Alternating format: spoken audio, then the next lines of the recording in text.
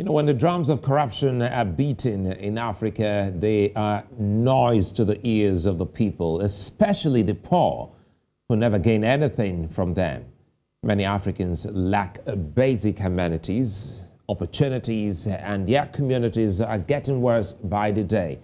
Corruption has eaten deep into the fabric of African society, and illicit financial flow is ripping the continent apart layer by layer. Now, the good of old wither away every day, and the structures that define the continent are struggling to stay afloat and surviving in the face of depletion. How does Africa fight corruption, especially when we've been warned that it's dangerous? Welcome to VSA. I'm Sulaiman.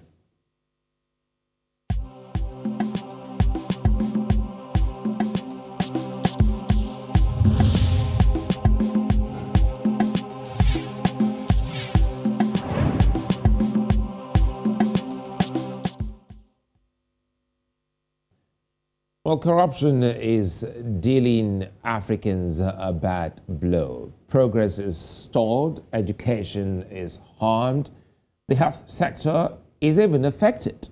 Now, today, 43% of Africans are living in poverty, and the cost of production of commodities is expensive in the absence of structures or plans. $50 billion worth of stolen assets flow out of Africa every year, and bribery is still high up there. Politicians in Africa loot public funds and stock them in foreign accounts, buy property in foreign countries, pay heavy taxes on them at the detriment of the growth of their countries or people. Other than politicians, there are also shady corporate dealings that leave traces of corruption. Corruption for decades has remained Africa's single biggest problem.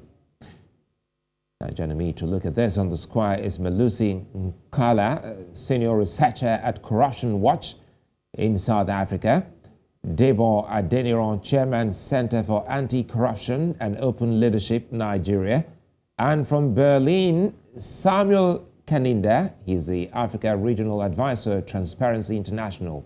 Gentlemen, welcome to VSA, and a fine place for us to start is looking at the Pandora Papers, which has revealed details of Africans' corruption. Let's start with you, Ncala. Are you surprised that there's been no questioning or prosecutions following revelations from the Pandora Papers? Good evening, and good evening to your viewers.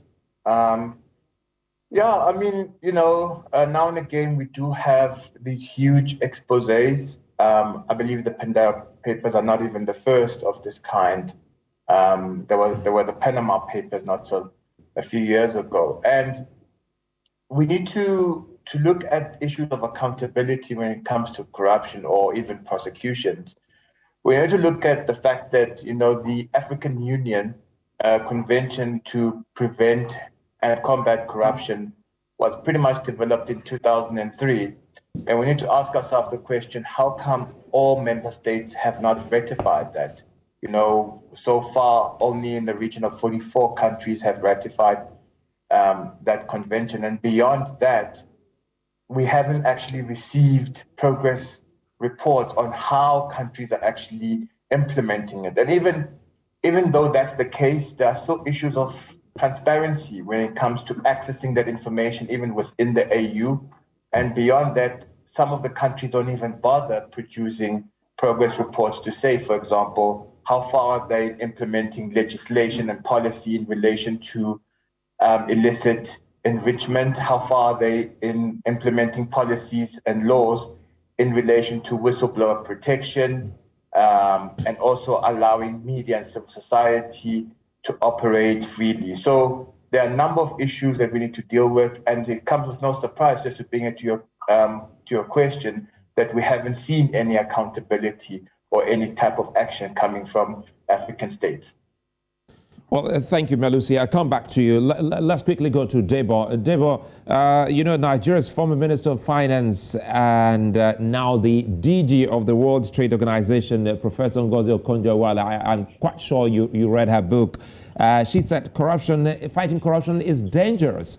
Now, and you've been in the thick of things in Nigeria, doing the same. Do you think countries are being honest on the continent in the fight against corruption? Thank you very much. If fighting corruption is dangerous everywhere, it is doubly dangerous in Nigeria because over the years, corruption crimes in Nigeria has been taken as if it's a state policy, in that those who perpetrate corruption in high places don't face, the necessary justice that they ought to face. Rather, they are compensated by successive government. When Professor Okonjo-Iweala came up with that book, she related her experiences in her bid to curb corruption in public service in Nigeria. But she met with so much resistance that put her life, at risk. And she only survived by that corruption is endemic in the public service, and that the authorities, those that are powerful, those that are influential, those that are very crafty, are the ones committing corruption crimes. And she also realized that most of those who are supposed to implement rules, laws, conventions that will curb corruption didn't show adequate interest. Rather, instead of the hunter chasing the game, it is the game that has been chasing the hunter. It is those that have been indicted on corruption crimes that have been raking up frivolous, trump-up charges against those that are fighting them. That is the reason why anti-corruption institutions in Nigeria, especially in Africa, because when you listen to Professor Lumumba, you know that it is widespread in Africa, and that most of African leaders do not commit themselves into fighting corruption with the instrumentality that have been developed in various countries. They only satisfy the yearnings of international organizations like UN, like all of that, like UNCAC and the rest of them. It is not because they want to safeguard the interests of their own people. It's because they want to satisfy the interest of the Committee of Nations. But then they bamboozled the Committee of Nations, and the Committee of Nations didn't do enough to salvage the people from the stranglehold of corruption in Africa. Nigeria is a bad example to be related. Since the days of the military rules, corruption had become endemic. And instead of alleviating that problem, successive governments have been paying lip service. I believe that it's the present administration that has just laid the foundation for the true fight against corruption, i.e., a number of legal instruments were being operationalized. The BVN wasn't developed by the present administration, but they were able to give it a life. The same thing with TSA, Treasury Singular apologies, let me come in here. We'll talk about some of those key things, but again, let's establish, the pain, the worry that the continent is going through. Let me quickly bring in Samuel here. He's of Transparency International. Samuel, listening to Melusi and Debo and seeing what you all do at the TI, what bothers many Africans is that the majority of the stolen funds are stacked, as cash outside the continent, especially sometimes in foreign banks or used in securing assets abroad. Now, what can Africa do, especially, organizations like yours, in helping, trace and also get these back? Because is it safe to say that the West is pandering or in a subtle way in support of these people who pilfer the wealth of the continent? Our assessment is spot on that. And as Transparency International, we've been working now for some years to make sure that stolen funds from the African continent and other developing nations in the world do not go in destinations where the beneficiaries, the citizens of those countries, are unable to accrue benefits for these monies that should serve for their own development. So it's been key for us to firstly establish where those are, and for countries also to advise countries to harness the existing international instruments and mutual cooperation.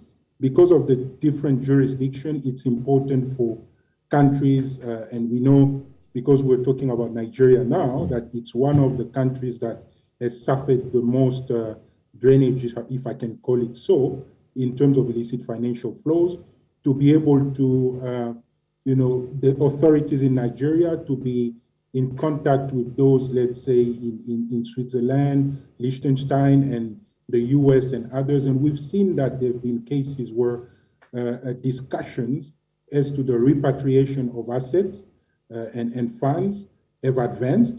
But one of the key issues is also to make sure that when these assets are returned, there's transparency and accountability in the way in which those funds are managed, so that we don't have a situation where these funds or assets are repatriated only to be misappropriated again.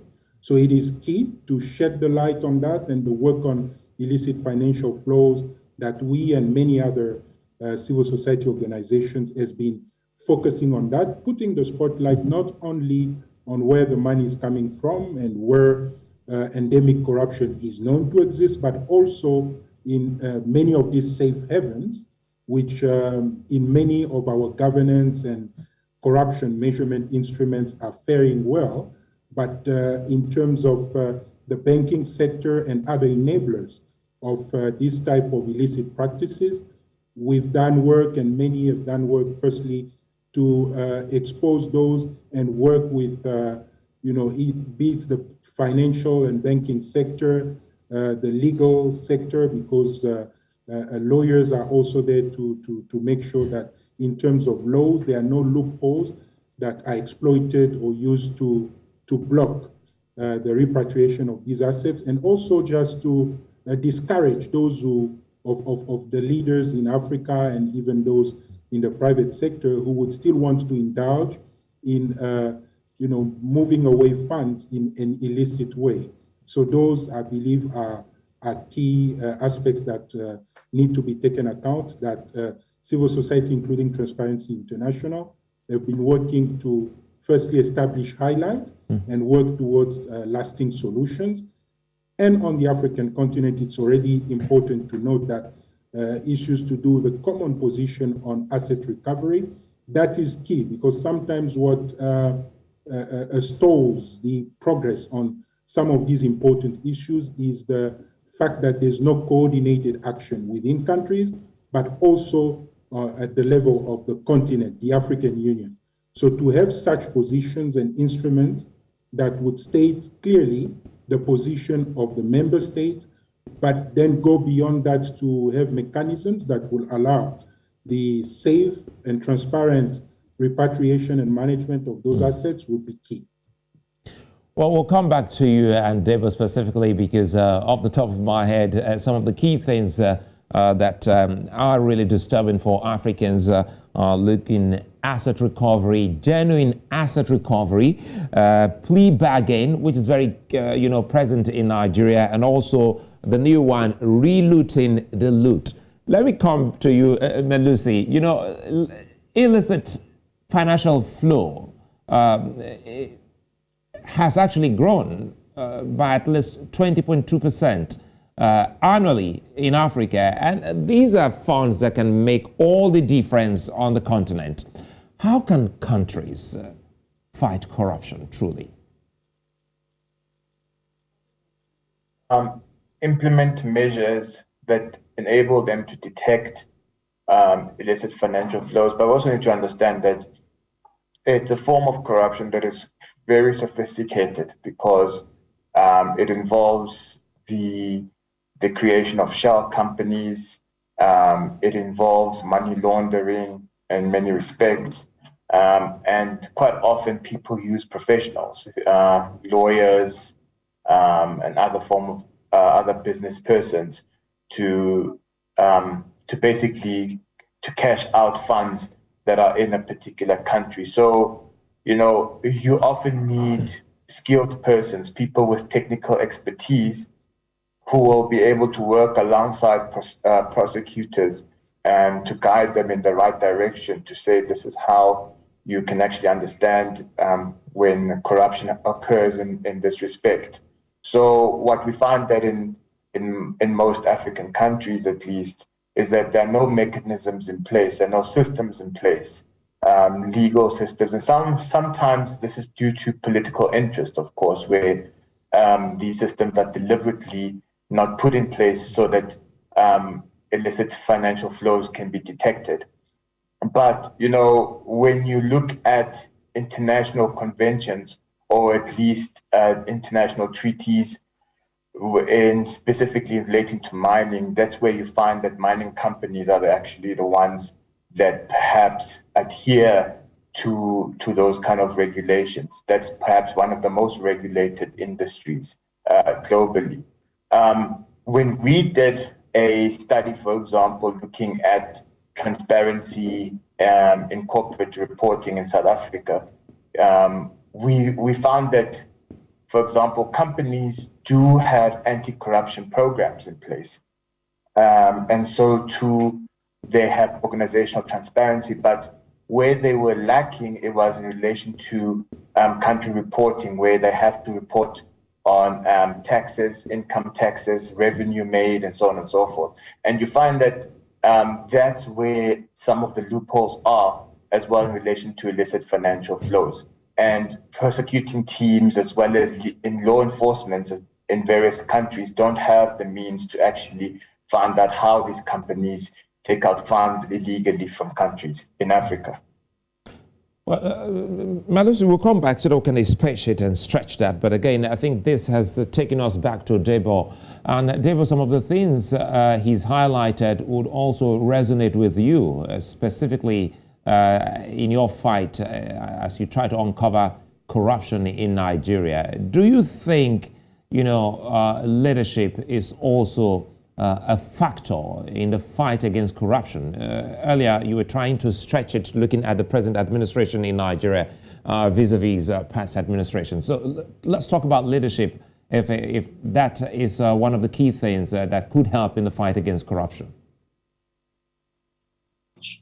Leadership is everything when it comes to fighting or curbing corruption in Africa and in Nigeria in particular. You talk about illicit financial flow, the difference it has made. Of course, it has left most African countries in poverty and squalor, and has made individual, to become a potential criminal, because the regular economic activities that embark on has been bastardized and are made unproductive, unable to take care of his family and social needs. And that is the way everybody look at an average African, that look, they have so much resources and they live in so much poverty.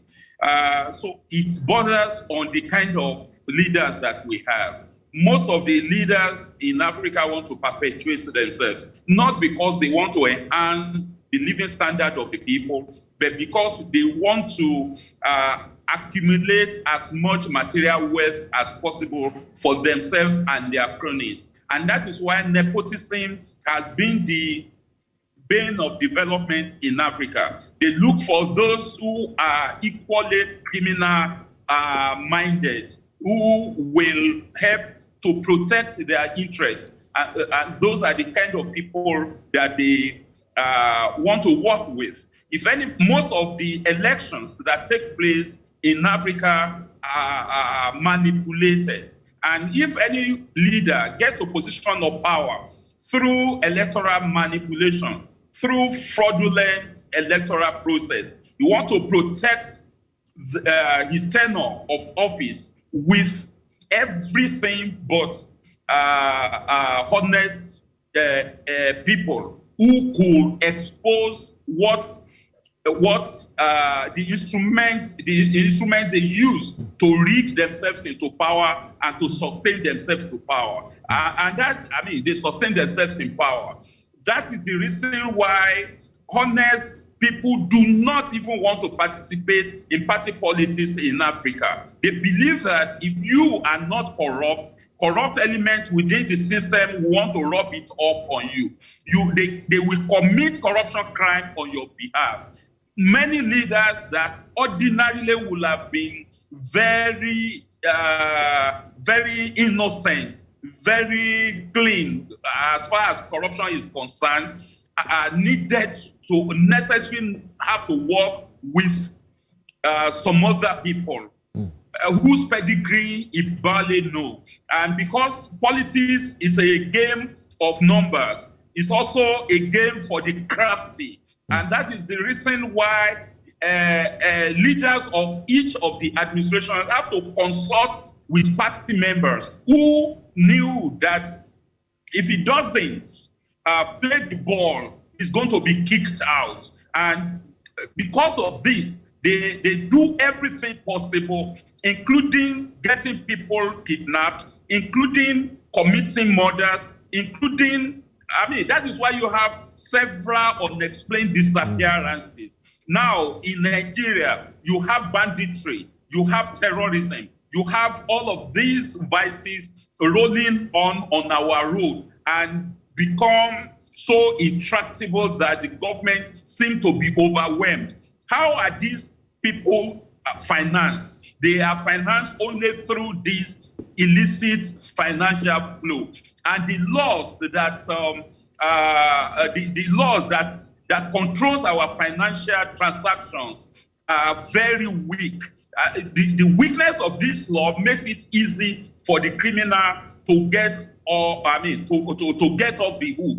And like somebody said the other time, the Western countries that are supposed to help us to safeguard the interests of ordinary people in Africa are the ones receiving this stolen property. And they are also the ones sending arms and ammunition to those who are destroying the economy of Africa, who are creating unsafe environment for Africans and making life more difficult for us and making people more complacent. Allow me jump in here, Debo, again. Sorry, allow me jump in here because now listening to you, I recall what Samuel said. Samuel said some of these people also have experts like yourselves helping them shield, cover up, and hide these things to the extent that it becomes so almost impossible for you to trace. So Samuel, let's speak more on that. As we look at what we're dealing with at the moment, where should the continent start from? Public sector corruption or private sector corruption, or should the fight be an octopussy fight that should go on simultaneously across sectors of the people's lives? To say you need to start everywhere, but obviously the public sector is priority. Why? Because it's in the public sector that laws, regulations, and policies, strategies are put into place. The executive arm of government in the public sector makes sure that these are implemented, enforced, and the legislative arm plays an oversight role, and you have many other oversight bodies. And where there's found, the judiciary, where it is independent and doing its work, where the rule of law prevails, those levers are the ones, the different arms of government. So if you have a public sector that is functioning with high levels of integrity and efficiently, effectively, then it's already a major step that you have covered in terms of the ground that you cover in terms of governance and good governance, because there's a preventive side to fighting corruption, and that is key. That I believe is where investment should be made, to have institutions like Melusi said, the laws are there, we have the conventions, even in most of the countries that have ratified, you have all these institutions. So what is lacking is political will, it's leadership to be able to translate these laws and these commitments. You can even go internationally, there's the open government partnership. So it comes with a set of standards. There are norms, there are principles, values. You go to the Agenda 2063 of the African Union, you have so many of those. I can even mention the charter, the African Union Charter for values and principles of the public service. So you have many of these instruments in place. I believe where we are falling short on the continent, it's where it comes to translating those, implementing, enforcing, and also the issue of impunity. And I believe Mr. Adeniran mentioned this in the fact that you have this chronism. Those who are supposed to make sure that these laws are enforced are the very people who find themselves to be culpable. They are culprits when it comes to these acts, so you cannot expect much. Of course, I would not put the blanket on everyone, but that's why you have in many of the countries on the continent, in Africa, a situation where the laws are there, you have existing institutions, but maybe not properly resourced, and they don't enjoy the political independence or the independence from political interference to be able to turn the tide against corruption. So if you are able to tackle issues and strengthen your public sector, then the private sector becomes, I would not say easy, but it's the public sector that runs and regulates and also sanctions. So if that is in check, the private sector will have to follow what is established. And I believe that is the difference we see between countries, even on the continent, where they are more advanced and they've experienced lower levels of corruption and flows of money are there, because corruption will always exist. But what makes the difference is the system one country or an entity has in place to prevent, but more importantly, to respond when occurrences of corruption happen. But well, it's a fine place for us. Sorry to cut you there again, Samuel. It's a fine place for us to go on the break. When we come back, we'll be looking at the systems. We'll also be looking at the institutions put in place by various African countries to fighting corruption and gauge their performance so far. Join us again.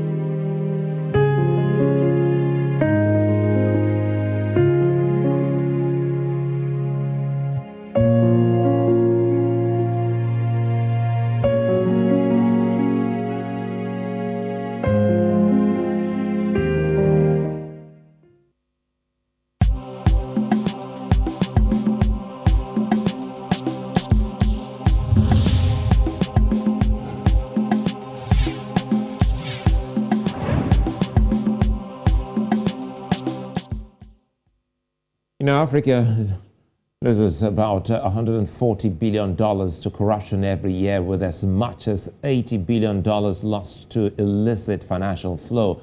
Private corporations, public agencies, and the cyberspace are areas where corruption is most rampant on the continent. Racketeering is also popular in Africa, with monies falsely meant for projects extorted and fraudulently secured ending up in the pockets of individuals. In countries like South Africa, Angola, and many others, state capture is a big problem, where the control of a country is in the hands of private individuals who have vested interest in the corruption process of the country. Still with me here is Melusi Ncala, Debo Adeniran, and Samuel Kaninda. Gentlemen, thanks for your time and your patience, and thanks for doing this for Africa. Let's start with you, Melusi. Listening to all of you, let's start talking about the agencies. One of it was Samuel who also said a whole lot about the agencies in place, and for many countries they have been able to set up anti-corruption commissions away from your own fight to battle these problems. But to what extent do you think these have helped? For instance, in Nigeria, there is the Economic, Commission, the EFCC, Economic Financial Crimes Commission. There is the ICPC. There is the Police Anti-Fraud Unit. Still, they haven't scratched the surface. Melusi. Yeah, and forgive me, but I can't say much about Nigeria. I'm sure, but our colleague will elaborate on that.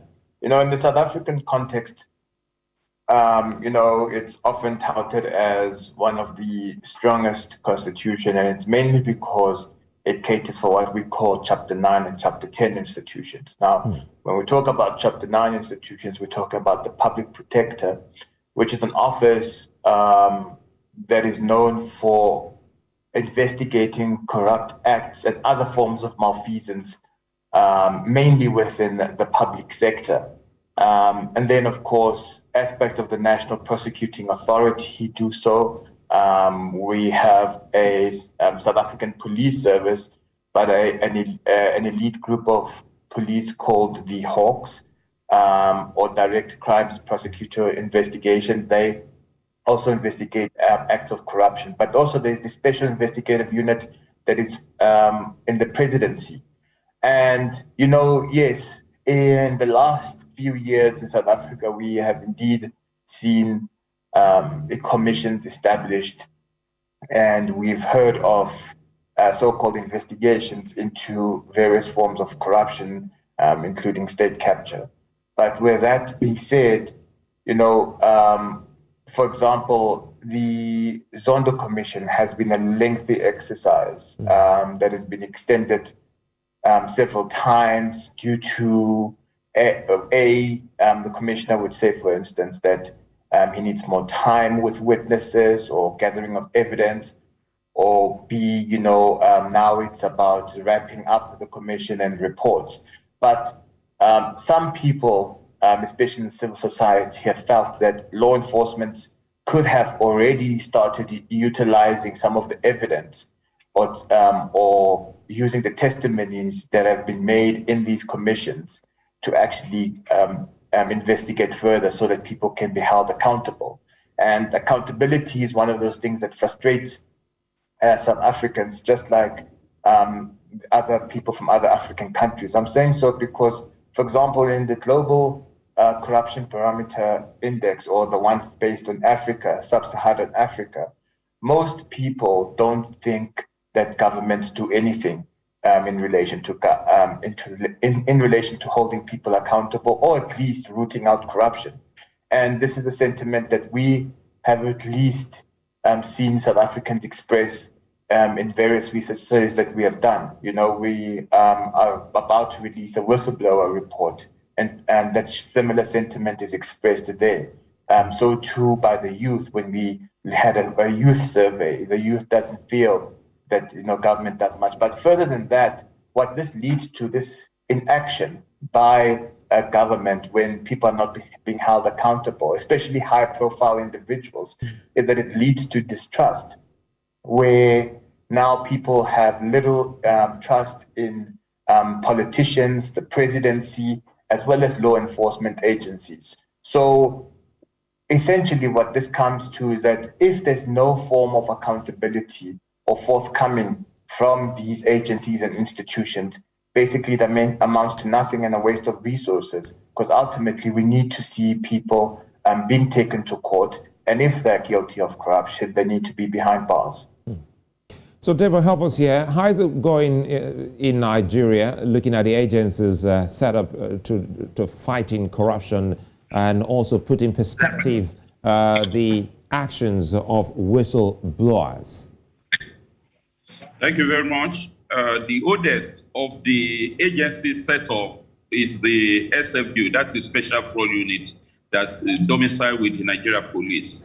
The SFU deals with issues of fraud. Most of corruption crimes that are committed in public places are fraudulent in nature. However, the same corruption made it difficult for SFU to be able to prove its own metal, and for so many years unable to get any conviction until much recently when the fight all stopped to some extent. And you have ICPC that came on board, with the coming of civilian administration in 1999. Okay. The ICPC was set up when it was obvious that no transaction goes through in any MDA. That's the MDA means ministry, departments, and agencies without contractors paying kickbacks to those who facilitate it, to those who make the contracts get to the contractor. Those were the days when 10% was the fact that you have to pay 10% of whatever you get and you execute the project with whatever remains. But then, along the line, the kickback, the 10% kickback, graduated to advanced. Well, I think that's fee fraud don't have. And when they try to sell what they don't have, the people will have paid ahead of time, especially in offshore countries. So this led to governments looking at those corruption that has international dimension. Then they look at economic sabotage, illegal oil bunkering, illegal what we now call illicit money transfer. That is currency trafficking and the rest of them. Now government knew, and international community saw that this has become endemic in Nigeria, and the then President Olusegun Obasanjo knew that he had to do something to curb this international embarrassment. So set up EFCC as Economic and Financial Crime Commission. The ICPC that was set up before it was to curb corruption in public places and expected to set up a desk in all the MDAs, ministry, departments, and agencies. That is called Act 2. Act 2, by the way, means Anti-Corruption and Transparency Unit. They have to monitor inflow and outflow of funds in those MDAs. Any procurement will pass through Act 2. But then, when you ask ICPC why they have not been able to achieve much through Act 2, why do we still have so much corruption? They will tell you that they didn't have enough funds to set up the desk in MDAs, and they could not verify. They do not have experts that will work with them to verify the quality and quantity of the job done. Then you look at the coming of EFCC. EFCC seems to have taken the fight against corruption as a wholesale enterprise, going into regular corruption in the public service, going to the private sector, going to everywhere. And this gave EFCC an edge over all other agencies. But then it bogged itself down with biting more than what it can chew, despite the fact that it was, the agency is underfunded. The personnel were undertrained. The personnel were inadequate. And they complained that they themselves were not protected from attack by the powerful and very crafty and dangerous, corrupt elements with it that they have to fight. And they do not have adequate funds, just like EFCC will say. The same thing is happening with the Code of Conduct Bureau, where public servants are supposed to declare their assets and liabilities before they get into office, and they do same before they exit office. The Code of Conduct Bureau will tell you that they do not have enough personnel. They do not have enough experts to verify all the assets that have been declared. And if they didn't do this much, it means that there will be, most of these corrupt public officials will do what is called anticipatory declaration of assets. They declare what they don't have with a view to having them, through illicit means when they get to the office, and find a way of getting it, of incorporating it into what they have declared by ensuring that the date tallies with the anticipatory declaration that has been done. Then there are some instruments that government, the present administration especially, has operationalized. And if they make it work, it will have curbed all of these corruption crimes.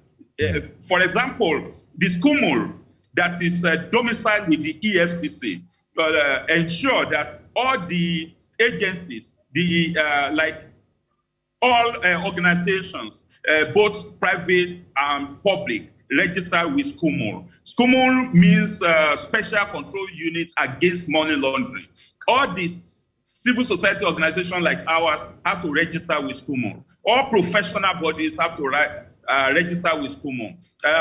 Corporate organizations, because they needed to monitor the inflow or outflow of funds. When you use financial institutions to bring in money, the SCUMUL should be informed. When you use financial institutions to send money to anywhere, even when you are transacting small businesses within the country. Sorry to cut you there. I'll just throw this in and allow you to do this for a minute so I can go to Samuel Debo. Quickly, talking about the SCUMUL and also talking about the ICPC, just only recently we saw Nigeria's Minister of State for Finance, talking about the deplorable state of teaching hospital in Port Harcourt that was given almost $1 billion to fight COVID, and nothing was done. If those mechanisms you talked about were in place, why should it take a fiscal inspection of some public official to get there before activating, such investigation by the ICPC? Quickly, if we can do this in a minute so I can come to Samuel. Well, the problem is that institutions that were set up, agencies that were set up to curb corruption are set up just like toothless bulldog. They were not empowered to do the work that the Act of Parliament that set them up want them to execute. And if they do not have if they don't have adequate capacity, they will only do whatever the available capacity can allow them to do. And that is why many criminals escaped the long arm of the law. Act 2 cannot do much. Of course, if in the Ministry of Health, Act 2 is powerless. A lot of procurements do not pass through it. It means that there will be degeneracy in teaching hospitals. There will be degeneracy. Absolutely, I get the point. So let me bring in Samuel. Samuel, it comes back to what you highlighted earlier on. It looks like that the continent is dealing with some, smart criminals who try as much as possible to go ahead and before everyone else. So the continent shouldn't wait and think that these people are just going to sit idly by and let the crack be opened up. So, we've seen the anti-corruption slogan as a mere mantra in many African countries, listening to all three of you. Many leaders do nothing when they emerge. How can the people screen these leaders so that they can have the right leadership in place that can help ensure that these problems, if not wiped, but can be greatly reduced? Samuel. I believe it's accountability. I think Melusi mentioned it, and Mr. Debo the same, accountability. And it's not only during election times, it needs to be something that is embedded, entrenched in the governance, I would say, practices or culture of our countries, because where accountability is the order of the day, and there's no opacity, citizens are aware, they have access to information on how their resources are managed, how appointments are made in the public domain and all that.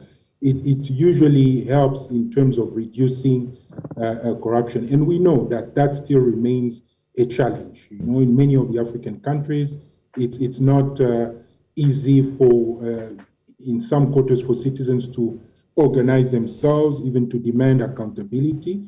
So those need to be also the laws and mechanisms that are, by the way, part of what leaders of the African Union of member states have signed up to in terms of civic space, even the role of the media. Let's not forget that many of the scandals that the public has come to know, it is thanks to the work of courageous journalists, but usually we don't see those revelations turning into investigation that could lead to prosecution where applicable. So it's, I think, a combination of all those.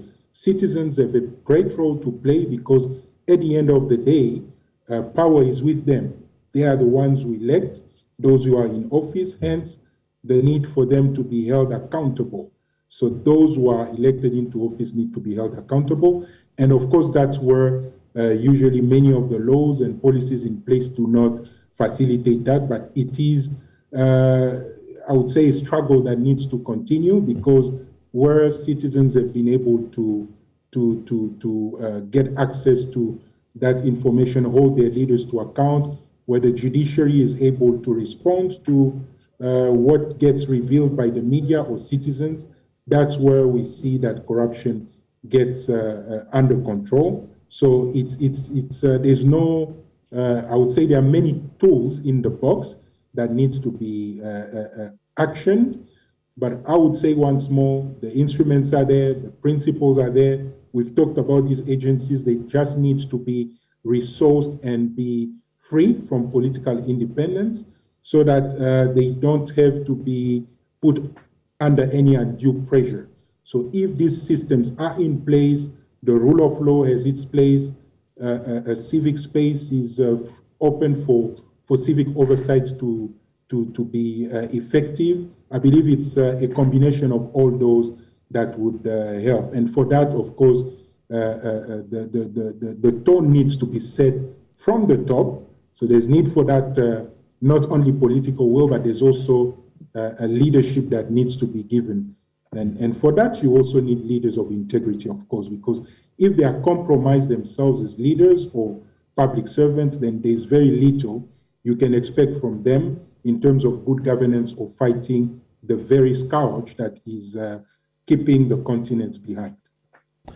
Melusi, as we close, do you think this fight can be done only by Africans, or does the continent need some partnership with others outside the continent, like Europe and America?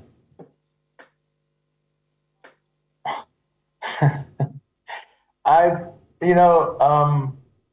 views are often Afrocentric, politically so and so forth. But when we look at the issue of corruption, and when you look at the players that are involved, it's a collaboration to steal the funds. So why shouldn't it be a collaborative effort to maintain law and order in countries? So if we accept that it's a global problem as it is currently, then it doesn't take maybe one country to resolve it. It takes multiple countries across the world to do so. So, I mean, we do have the United Nations Convention on corruption, for example, and that is a very useful tool that countries can use. The question is, do all countries adhere to that, for example, and are they actually implementing those articles in their various regions? And so I want to also emphasize the point that Samuel's made, that ultimately it's up to the citizens, the general public, to actually hold officials accountable for corruption that manifests. I find it weird that quite peculiar that citizens are generally, at least based on research studies that we've seen in the last 5 to 10 years, are generally distrustful of government, right, and also corporations. However, their participation when it comes to democratic processes is so minimal. So it makes you wonder then, how do we expect there to be change if we don't hold people accountable? So it's important that people see their responsibility beyond the ballot box, because the ballot box may be the first phase where you say, this is the person that I can trust, after you've made a true, honest reflection, not just based on popularity, to say, I believe that this person is going to bring about change. But beyond that, there are many more democratic processes that are happening within your country that you can participate in. Of course, those are countries where there is transparency in general. So, I believe that these countries can do a lot by themselves, independently, and also as a collective on bodies such as the African Union, and beyond that, of course, within the parameters of the United Nations. But to say that, oh no, we need France or the United States to intervene in Nigeria, no, there needs to be an assessment to say, why do we say, for example, France needs to intervene? Is because we have found that certain funds or certain corporations or politicians in France are colluding with politicians in Nigeria or South Africa. Then it can be there can be bilateral agreements, as they are in any way. I think it's a fine place, Melusi, for us to leave it. All three of you are on a thankless job, but the continent is appreciative of that. Many thanks for being there and for what you all three are doing. Where corruption thrives, listening to you, nothing grows. Justice is ripped apart and millions of people suffer. Together, as Melusi rightly said, let's fight corruption. And of course, many thanks for being good company, Debo Adeniran, Samuel, Kaninda, and Melusi Ncala. To our viewers out there, thank you for watching. I'm Sulaiman. See you again.